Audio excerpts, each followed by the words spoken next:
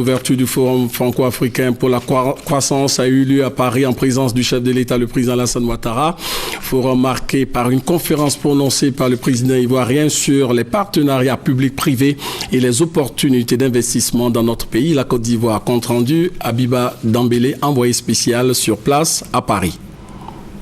Selon le président du MEDEF, le mouvement des entreprises de France, aujourd'hui, plus aucune entreprise ne peut bâtir sa stratégie internationale en ignorant l'Afrique, qui représentera un quart de la population mondiale d'ici 2050 et qui affiche depuis 10 ans un taux de croissance supérieur à 5%. Devant cette Afrique qui bouge et un environnement de plus en plus compétitif, les entreprises françaises doivent renforcer leur présence, d'où la création de la Fondation Africa France, qui est un espace d'échange ouvert aux responsables politiques et institutionnels, mais également aux chefs d'entreprise. La ministre nigériane de l'économie et des finances, représentant le président Goodluck Ebele Jonathan, a estimé que l'Afrique d'aujourd'hui est différente grâce à la politique économique audacieuse de ses dirigeants. Avant de conclure en ces termes, si nous travaillons ensemble, nous réussirons ensemble, faisant allusion au partenariat économique entre l'Afrique et la France. À son tour, le président sénégalais Macky Sall a réaffirmé la nécessité de moderniser et dynamiser les échanges économiques entre la France et l'Afrique et a plaidé pour la facilitation de l'accès au marché des capitaux. Cette dynamique de croissance engendre d'importants besoins de financement d'infrastructures. Les pays africains restent toutefois handicapés par la rigidité des règles d'accès au marché des capitaux. Le président gabonais Ali Bongo a également salué la volonté commune de dynamiser les échanges entre l'Afrique et la France pour une croissance partagée. Dans notre monde en proie à la volatilité des cours des matières premières, à la fragilité des marchés, à la montée du terrorisme sous toutes ses formes, au changement climatique et à l'érosion de la biodiversité, au fléau du chômage des jeunes, pour ne citer que cela, il nous faut aujourd'hui, plus que par le passé, concevoir ensemble des modèles de développement plus intégrés et plus durables. L'intervention très attendue du Dr Alassane Ouattara, expert de haut niveau en économie, a porté sur le partenariat public-privé adopté en Côte d'Ivoire depuis 1959. Houphouët-Boigny, en tant que ministre sous la 4e République, avait décidé d'un partenariat public-privé avec le groupe Bouygues en 1959, avant l'indépendance, pour fournir de l'eau potable à la ville d'Abidjan. Donc pour nous, le partenariat public-privé n'est pas nouveau.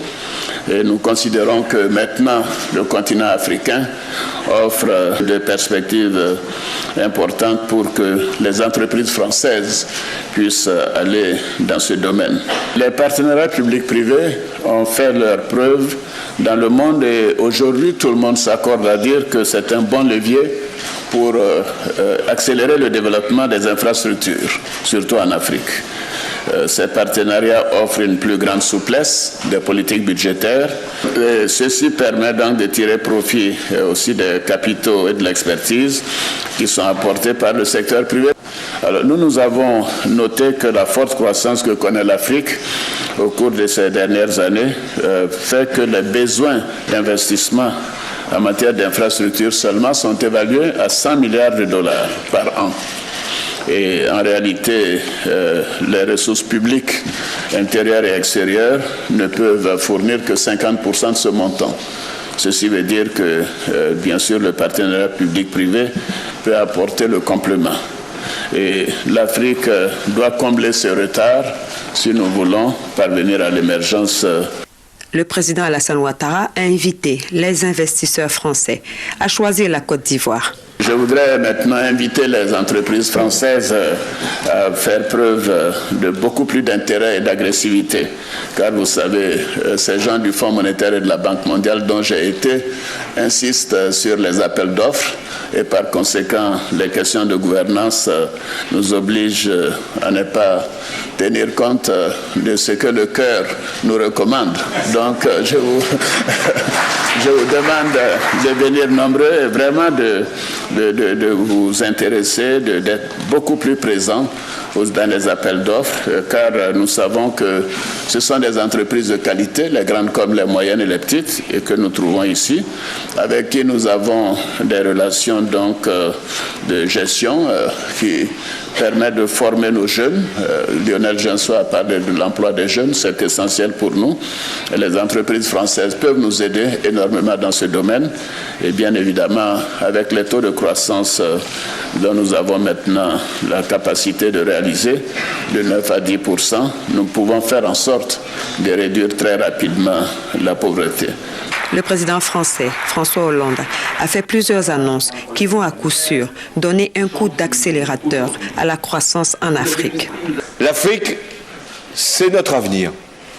C'est notre avenir parce que c'est le continent qui connaît la plus grande progression démographique.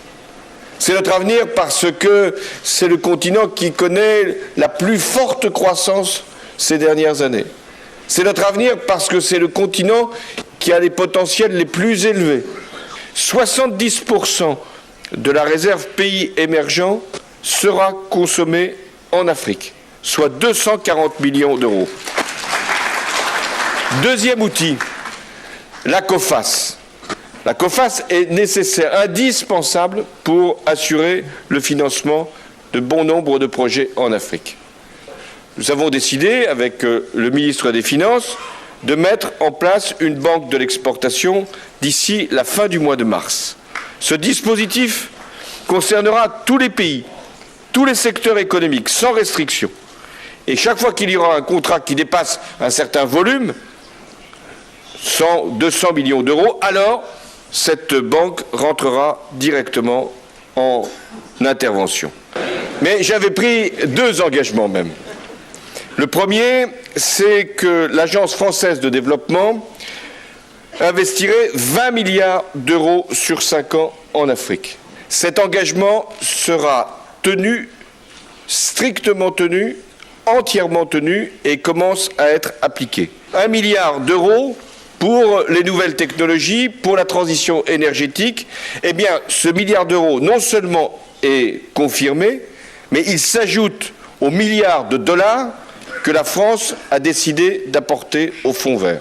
Avec ce forum et le lancement de la Fondation Africa France, on peut dire que c'est une nouvelle page des relations économiques qui s'ouvre entre la France et l'Afrique grâce à un partenariat profitable à tous. Voilà, Habiba Dambélé sur place à Paris. Rappelons que plusieurs centaines de participants en provenance de 33 pays, des opérateurs du secteur public et privé français et africain ont répondu donc à l'appel de la Fondation franco-africaine pour la croissance. Après les différentes interventions qui ont marqué la cérémonie d'ouverture de ce forum de Paris, eh bien, notre envoyé spécial a recueilli quelques réactions de participants. Nous les écoutons.